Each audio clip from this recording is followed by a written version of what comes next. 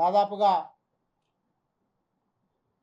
54 కోట్ల రూపాయలు బకాయిలు, అలాగే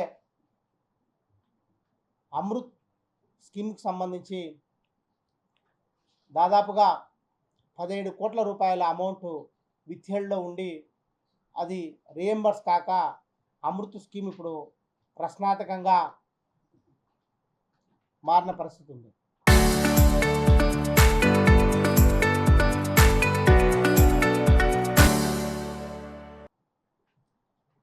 అంతేకాకుండా మన కార్పొరేషన్కి సంబంధించిన మ్యుటేషన్కి సంబంధించిన డబ్బులైతేనేమి, అలాగే ఈ బిల్డింగ్ అప్లికేషన్ ఫీజెస్, అలాగే బీపీఎస్ ఎల్ఆర్ఎస్కి సంబంధించిన డబ్బులు కూడా రియంబర్స్ కాని పరిస్థితిలో ఉన్నాయి. వీటన్నిటి ఒక ఎత్తు అయితే ఈ క్లాప్ ప్రోగ్రాం మా నగరపాలక సంస్థకు మరొక బర్డన్గా మారిన పరిస్థితి. ఎందుకంటే గతంలో మనం చెత్త పన్ను వసూలు చేసే కార్యక్రమం చేస్తున్నాం. దాంతో ఒక 50% 60% నిధులు సమకూర్చే పరిస్థితి ఉన్నాయి. దాని తర్వాత ప్రభుత్వం ఇచ్చిన హామీ మేరకు చెత్త పన్నును రద్దు చేయడం జరిగింది. రద్దు చేసిన తర్వాత పూర్తిగా ఆ 75 ఆటోలకు సంబంధించిన వాళ్ళ యొక్క మెయింటెనెన్స్ అయితేనేమి, దానికి సంబంధించిన డీజిల్ అయితేనేమి, ఆ వర్కర్లకు సంబంధించిన అమౌంట్ కూడా కార్పొరేషన్ భరాయించడం వల్ల అదొక అడిషనల్గా 15 కోట్ల రూపాయల బర్డన్ ఈరోజు కడప నగరపాలక సంస్థ మీద. ఇవన్నీ ఎందుకు చెప్తున్నామంటే దాదాపుగా ఈ నిన్నటికి అకౌంట్ సెక్షన్లో మనం అడిగితే ఏవైతే ప్రజలకు నిత్యం అవసరమైనటువంటి త్రాగునీటి, అలాగే కాలువల నిర్వహణ అయితేనేమి, అలాగే స్ట్రీట్ లైట్కి సంబంధించిన పనులు చేసినటువంటి బిల్లులు దాదాపుగా సాధారణ నిధులు చెల్లించాల్సినవి 5 కోట్ల రూపాయలు ఇప్పటికి పెండింగ్లో ఉన్నాయి.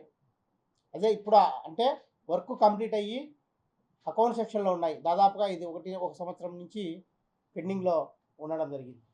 దాంతోపాటు ఇంకా 8 కోట్ల రూపాయలు పనులు జరగడం జరుగుతుంది.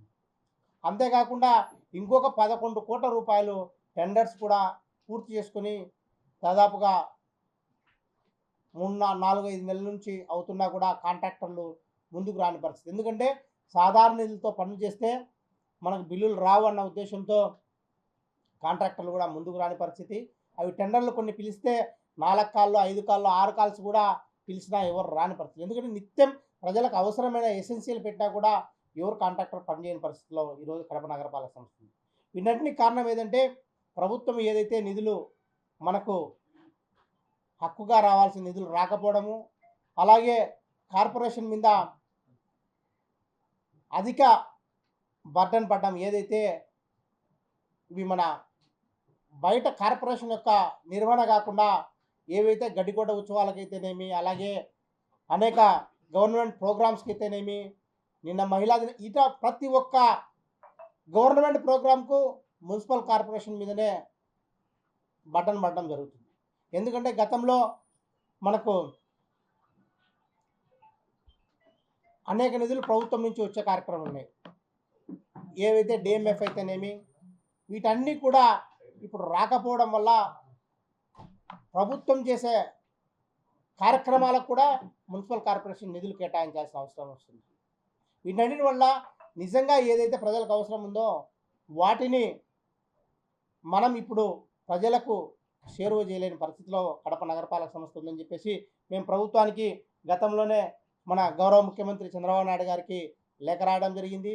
అలాగే మన మినిస్టర్ నారాయణ గారికి అయితేనేమి, అలాగే సిడిఎంఏ గారికి అయితేనేమి, అలాగే ప్రతి ఒక్కరి దృష్టికి కూడా ఈ పరిస్థితి తీసుకొని గత 3 నెలల నుంచి తీసుకోవడం జరుగుతుంది.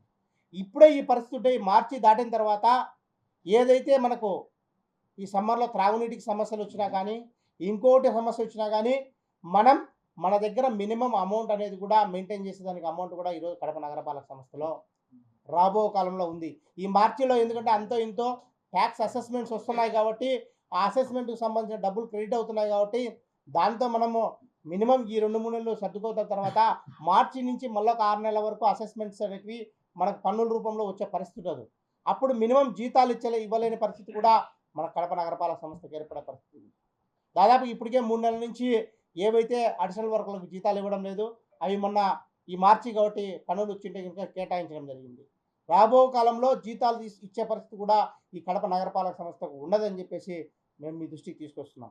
అంతేకాదు దాంతోపాటు ఏదైతే ఇప్పుడు ప్రాపర్టీ ట్యాక్స్ మనం వసూలు చేస్తున్నామో దానికి సంబంధించి మనకు దాదాపుగా మొండి బకాయిలు ఏమున్నాయో అప్పుడు ఉన్నటువంటి సూర్యసాయి ప్రవీణ్ చంద్ర సార్ గారు ఉన్నప్పుడు కొంచెం స్పెషల్ డ్రైవ్ చేసి ఏవైతే టాప్ మనకు మొండి బకాయిలు ఉన్నాయో వాటన్నిటిని కూడా చాలా మటుకు క్లియర్ చేయడం జరిగింది.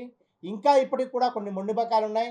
దాన్ని కమిషనర్ గారు ఈ వారంలో స్పెషల్ డ్రైవ్ పెట్టడం జరిగింది. ఎందుకంటే మార్చి ఎండింగ్ కాబట్టి తప్పకుండా ఎవరైతే పెద్దలు ఉన్నారో ముఖ్యంగా, ఎందుకంటే మా వాళ్ళు పేద ప్రజల మీద ఒత్తిడి తెస్తున్నారు తప్ప పెద్దవాళ్ళ మీద ఒత్తిడి తీసుకురావాలని చెప్పి మొన్ననే జరిగిన మీటింగ్లో కమిషనర్ గారు మేము ఎవరైతే రెవెన్యూ డిపార్ట్మెంట్ సెక్షన్ పన్నులు వసూలు ఉంటారో వాళ్ళందరికీ కూడా చెప్పడం జరిగింది. దాంతోపాటు ఆల్ డిపార్ట్మెంట్ హెడ్స్తో ఒక టాస్క్ ఫోర్స్ ఏర్పాటు చేసి ఎవరైతే టాప్లో ఏవైతే బకాయిలు ఉంటాయో వాళ్ళను ఈ డిపార్ట్మెంట్ హెడ్లు వెళ్ళి వసూలు చేసే విధంగా చేయమని చెప్పేసి వారం రోజుల నుంచి చెప్పడం జరిగింది. దీనిలో భాగంగానే మనం ఇవన్నీ రివ్యూ చేస్తుంటే మా దృష్టికి వచ్చిన విషయం ఏంటంటే, ఏదైతే మనం ప్రభుత్వ రంగ సంస్థల నుంచి దాదాపుగా మనం బకాయిలు ఉన్నటువంటి ఒక్కసారి చూస్తే నిజంగా మనకు నిర్వీర్యమయ్యే పరిస్థితి ఉన్నాం. ఎందుకంటే దాదాపుగా 76,96,96,00,00,000 రూపాయలు మన ఏదైతే ప్రభుత్వ రంగ సంస్థల నుంచి మన మున్సిపల్ కార్పొరేషన్కు రావాల్సిన బకాయిలు పెండింగ్లో ఉన్నాయి. గతంలో దాదాపు ఇంకా ఎక్కువ ఉంటే అప్పుడున్నటువంటి కమిషనర్ గారు గవర్నమెంట్తో మాట్లాడి కొన్ని డిపార్ట్మెంట్స్ ఏవైతే సెంట్రల్ గవర్నమెంట్ డిపార్ట్మెంట్స్ ఉంటాయో వాటితో, అలాగే ఏవైతే ఇన్కమ్ సోర్స్ ఎక్కువ ఉంటాయో ఆ డిపార్ట్మెంట్తో మాట్లాడి దాదాపుగా 9 నుంచి 10 కోట్లు అప్పుడు ఆయన రాబట్టడం జరిగింది. దాని తర్వాత ఇవన్నీ కూడా మొండి బకాయిల మాదిరి పెరిగి మన ఊరికి అసెస్మెంట్ రూపంలో చూపిస్తున్నాం తప్ప ఇవి మనకు కలెక్షన్ అయ్యే రూపంలో ఉన్నది. ఉదాహరణకు మనకు రిమ్స్కి సంబంధించి దాదాపుగా 26 కోట్ల రూపాయలు మనకు బకాయి ఉండే పరిస్థితి ఉంది. పోలీస్ డిపార్ట్మెంట్ వచ్చేసి 8 కోట్ల రూపాయలు దాదాపుగా పెండింగ్లో ఉంది. అలాగే R&B డిపార్ట్మెంటు 3,50,00,000 రూపాయలు పెండింగ్లో ఉంది. Irrigation department 3,50,00,000. అలాగే కలెక్టర్ ఆఫీసు 3,43,00,000. జిల్లా పరిషత్ సంబంధించి 2,56,00,000. ఫారెస్ట్ డిపార్ట్మెంట్ నుంచి 1,71,00,000. రెవెన్యూ డిపార్ట్మెంట్ నుంచి 1,44,00,000. పాలిటెక్నిక్ కాలేజ్ సంబంధించి 1,43,00,000. గురుకుల పాఠశాల నుంచి 1,29,00,000. జ్యుడిషియల్ డిపార్ట్మెంట్ నుంచి 1,11,00,000. ఏపీఐఎస్ నుంచి 1,00,00,000 రూపాయలు. గ్రంథాలయం నుంచి 1,00,00,000 రూపాయలు. తెలుగు గంగా ప్రాజెక్ట్ నుంచి 99,00,000 రూపాయలు. కేంద్రీయ విద్యాలయ సదం నుంచి 78,00,000 రూపాయలు. అలాగే సోషల్ వెల్ఫేర్ డిపార్ట్మెంట్ నుంచి 69,00,000 రూపాయలు. ఇండస్ట్రియల్ డిపార్ట్మెంట్ నుంచి 65,00,000 రూపాయలు. మెడికల్ డిపార్ట్మెంట్ నుంచి 62,00,000. ఎస్సీ కార్పొరేషన్ నుంచి 61,00,000 రూపాయలు. అలాగే మన డాక్టర్ వైఎస్ఆర్ స్పోర్ట్స్ స్కూల్ నుంచి 46,00,000 రూపాయలు. ముఖ్యంగా ఏపీఎస్ పీడీసీఎల్ నుంచి 41,00,000 రూపాయలు. డిస్ట్రిక్ట్ రిజిస్టర్ ఆఫీస్ నుంచి 39,00,000 రూపాయలు. ఐసిడిఎస్ నుంచి 38,00,000. ఇలాగా ప్రతి ఒక్క డిపార్ట్మెంట్ ఏడి మార్కెట్ నుంచి 30,00,000 రూపాయలు. శిల్పారామం నుంచి 28,00,000 రూపాయలు. ఎస్టీ కార్పొరేషన్ నుంచి 20,00,000 రూపాయలు. ఇట్లా దాదాపుగా ప్రతి డిపార్ట్మెంట్ నుంచి మనకు రావాల్సిన బకాయిలు మొత్తంగా చూస్తే, దాంతోపాటు ఏదైతే పాత బస్టాండ్కు సంబంధించి మనం ఆర్టీసీ వాళ్ళకు రెంట్కి ఇవ్వడం జరిగింది. ఆ రెంట్ దాదాపుగా 3,23,00,000 రూపాయలు ఇప్పటికి మనకు బకాయిలు ఉన్నాయి. ఏవి వాటికి రూమ్స్ కాకుండా మనం ఆ ప్రాపర్టీ మున్సిపల్ కార్పొరేషన్కి సంబంధించింది కాబట్టి దానికి సంబంధించి ఓల్డ్ బస్ స్టాండ్ నడుపుకోవడానికి ఏపీఎస్ఆర్టీసీ మనం లీజ్ బేసిస్తో గతంలో ఎప్పుడో ఇవ్వడం జరిగింది. దానికి సంబంధించి గతంలో వాళ్ళు కొంత పేమెంట్ పెట్టడం జరిగింది. దాదాపుగా ఈ మధ్యకాలం నుంచి 3,23,00,000 రూపాయలు పెండింగ్లో ఉంది. అలాగే ఏపీఎస్డిసిఎల్ వాళ్ళది 4,05,00,000 రూపాయలు పెండింగ్లో. వీటన్నిటి కలుపుకుంటే 76 కోట్ల ఉండే జిఎస్ఐ సర్వే ద్వారా ఏదైతే ప్రజలకు మనం వాళ్ళు ఇంప్రూవ్మెంట్ వేసుకున్న తర్వాత వాళ్ళకి ఫస్ట్ నోటీస్ ఇవ్వాలి. ఆ నోటీస్ ఇచ్చిన తర్వాత దానికి అతను రిప్లై ఇచ్చుకుంటాడు అనమాట. రిప్లై ఇచ్చుకుని అతని దగ్గర ఉన్న డాక్యుమెంట్ సబ్మిట్ చేసే కార్యక్రమం చేస్తే ఎవరు ప్లాన్ అప్రూవల్ తీసుకున్నారు, ఎవరు ప్లాన్ తీసుకోవాలన్న ఉద్దేశంతో జరిగే కార్యక్రమం జరుగుతుంది. కానీ అప్పుడు జేసీ సర్వే అయిన తర్వాత ఒక్కసారిగా ఎవరికి నోటీసు లేకుండా పన్ను డిమాండ్ చేసి దాదాపుగా 5 సంవత్సరాలు ఆపేసి 3,000, 4,000 వచ్చేవారికి 20,000, 30,000, 50,000, ₹1,00,000 వచ్చి వాళ్ళకు ఇచ్చే కార్యక్రమం జరిగింది. దాంట్లో కొంతమంది భయపడి కట్టినారు, కొంతమంది ఆర్పీలు పెట్టడం జరిగింది. ఆర్పీ పెట్టినప్పుడు ఏదైతే వాడు ఇండ్లు ప్లాన్ తీసుకోకుండా ఎప్పుడో 90లోనో 95లోనో ఇల్లు కట్టుకొని ఉంటాడు, దానిపైన ఒక చిన్న పోర్షన్ కట్టుకున్నా కానీ దాని మొత్తానికి కూడా పన్ను వేసాం, వీళ్ళు పెనాల్టీ సహా పన్ను వేయడం జరిగింది. దానికి కూడా మేము ఒకటే చెప్పాం, ఎవరైతే ప్రజలు ఉన్నారో అటువంటివన్నీ నేనున్నప్పుడు ఈ 3 నెలల్లో దాదాపుగా 78 ఆర్పీ పిటిషన్లు నాకే వచ్చినాయి. వాటన్ని కూడా దాదాపు 40-30 షార్ట్ అవుట్ చేశాం. ప్రజల్లో నిజంగా అవగాహన ఇంకా రావాలి, ప్రతి ఒక్కరూ ప్రశ్నించే తత్వం రావాలి. అనవసరంగా పిన్నులు పడినప్పుడు అవసరమైతే కార్పొరేషన్కు మీరు కోర్టుకు అయినా వెళ్ళే పరిస్థితి ఉండాలి. ఎందుకంటే అది చాలా తప్పు. వాళ్ళకు నోటీస్ ప్రాథమికంగా వాళ్ళకి ఇవ్వాల్సిన నోటీస్ ఇవ్వకుండా ఒకేసారి మనము 50,000 వచ్చింది, 60,000 వచ్చింది ఇచ్చే రైట్ కార్పొరేషన్కి లేదు. అది మా అధికారులకు కూడా చెప్పడం జరిగింది, ఎక్కడా జరగలేదని వాళ్ళు అంటున్నారు. కానీ ప్రజల నుంచి అయితే విపరీతమైన ఇది వస్తుంది. దాని మీద దాదాపుగా 12-13 కోట్ల రూపాయలు అసెస్మెంట్లో పెంచడం జరిగింది. వాటిని సహేతుపదంగా పెంచమని చెప్పి అధికారులకు నేను కార్పొరేటర్గా ఉన్నప్పుడు జనరల్ బాడీ మీటింగ్లో కొట్లాడడం జరిగింది. అప్పుడు రెప్యుటేషన్ ఇవ్వడం జరిగింది. ఇప్పుడు కూడా దాని మీద నేను మొదటిగా మేయర్ అయినప్పుడు ఎవరైనా అటువంటి ఉంటే నా దృష్టికి తీసుకొని రండి అని అధికారులకు పిలిపించి ఏవైతే వాళ్ళ దగ్గర డాక్యుమెంట్ ఉంటాయో, ప్లాన్ అప్రూవల్ ఉంటే లేకపోతే పాతది ఏదైనా ఉంటే ఇంకా అవన్నీ తీసుకొచ్చి రెక్టిఫై చేయడం, దాదాపుగా 30-40 అప్లికేషన్ రెక్టిఫై చేశాం. ఇంకా ఎవరైనా ఉన్నా అది మన హక్కు, రివిజన్ పిటిషన్ పెట్టే హక్కు పౌరునిగా మనకుంది. ఏదైతే అనాథరైజ్డ్గా డబ్బులు వేశారో దాని మీద ఫైట్ చేయండి.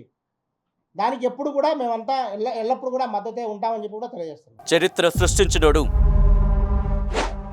ఇప్పుడు ఆ చరిత్రని తిరగరాయబోతున్నాడు. అబద్ధాల గోడల్ని బద్దలు కొట్టి నిజాలను రాగా మీ ముందుంచబోతున్నాడు. నిజమైన వార్తల కోసం వెంటనే డౌన్లోడ్ చేసుకోండి రా యాప్ని.